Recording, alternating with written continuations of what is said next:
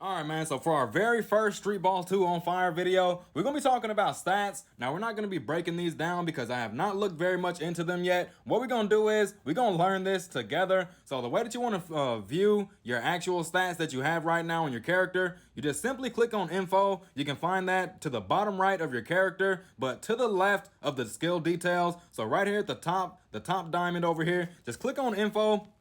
And it's going to pull up your stats. So as you can see, man, I got 129.7 steal. I got 132.3 pass. And I got 143.5 run. Now, what is it that these stats actually do? Because sometimes just the name alone will not actually tell you all the benefits you get from boosting up those stats. So let's go ahead and read this. So close range shot affects the shot field goal percent and anti-contestability of shots from close to the rim. So if you're going to be doing shots close to the rim, you want to make sure you're building up your close shot. Now, mid-range shot, basically self-explanatory, affects the shot field goal percentage from mid-range to within the three-point line, and three-point affects the field goal percent from outside the three-point line. Now, if you want to take those three-point shots from a little bit outside the range you can actually make those from consistently anyway, you want to make sure you're putting more three-point on there so you can consistently get those longer shots on in there. Now, layup, this is separate from the close shot stat. Make sure y'all keep that in mind as well. This is not like Streetball All-Star, man, where the layup stat and the close shot stat are linked up into one stat set. These are two separate stats. So if you want more layup, you got to build it separate from your close shot. So it affects the shot field goal percent and anti-contestability of layups, as well as the chance of tough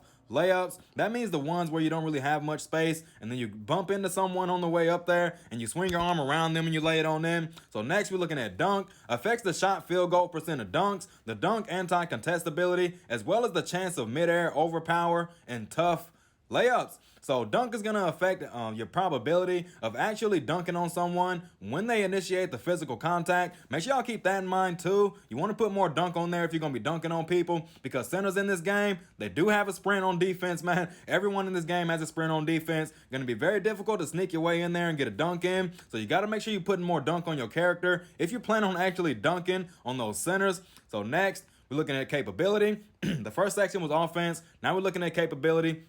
So defense affects contest effect, greatly enhances the contest effect for shooting, and slightly enhances the layup contest effect of dunks. So if you build up your block, when you jump up for a block, if you just so happen to not block that, it's going to increase the amount of disturbance and increase the amount of accuracy they lose. So make sure y'all putting more block on, especially if you're not very good at blocking those shots, man. So next we're looking at rebound. Affects the chance of getting rebounds. It doesn't say anything about rebound height. It doesn't say anything about rebound distance. It just says something about the rebound priority. So you're going to be more likely to get that rebound if you have more rebound than the person that is jumping up with you, if y'all jump at the same time anyway. So dribble affects dribble running speed, the ability to cross defenders over while driving, and the chance of getting stolen. So I'm assuming dribble running speed will be you just basically walking while you have the ball. Doesn't say anything about the dribble moves. So pass affects the chance of success for passing and catching. Want to make sure that you are putting more pass on your point guards, man. You don't want to get an intercept, because one of the worst things that could ever happen inside of a game when you're playing point guard is getting your pass intercepted, especially when you pass into a wide open teammate. So fitness, this is the last section right here, man.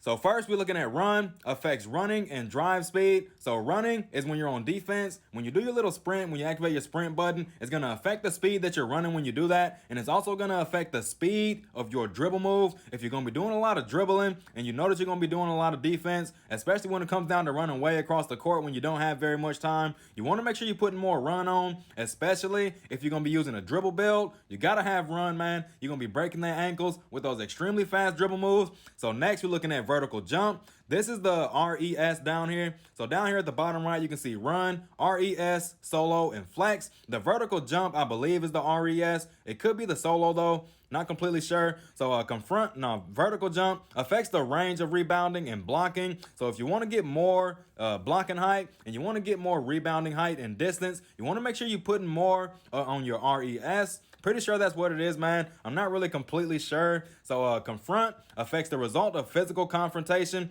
greatly enhances the dunk contest effect of layups, and slightly enhances the contest effect for shooting. So this is also going to slightly increase the amount of disturbance that you give to the person you're trying to block. So you want to make sure that you're stacking this with block. If you want to make sure that you got like a lockdown defense build, and then you got flexibility, affects the time of turnover recovery, the chance of getting bump stopped, knocked down, and knocked back, as well as the shot contest effect. So you also want to be slapping more of this on there if you're going to be doing a lot of dribble moves, because people will be camping your sides on this game, man, waiting for you to try your best to snap their ankles. And then if you got more of this, they won't be able to knock you down or stop you, because once you dribble restricted, those point guards will rip you quite easily, man. I've seen it myself. So we're going to go ahead and talk about abilities as well, because there was a few things I didn't really understand about the abilities when I first started playing. So when it came down to the abilities, I thought it was just these 4 that we get at the beginning. Well, or should I say 5 if you count the special ability. So you get these 4 staple abilities right here. The character I'm currently using has a lean forward shot, pinpoint pass basically for the people coming from Streetball All-Star. That's what this power passing is. And you also have a save, and you also have a running pass, and then you have her ultimate ability. Those are the 5 abilities that are going to be on your character. No matter what, you can't change those abilities, man. They're always going to be there. But if you click down here on the bottom left where it says General, it's going to pull up some staple abilities that everyone of that class can equip. So for example, man, since I'm using a point guard, all of these abilities that you see on here, every single point guard in the game has access to these. You can only equip 3 at a time though, so make sure y'all keep that in mind.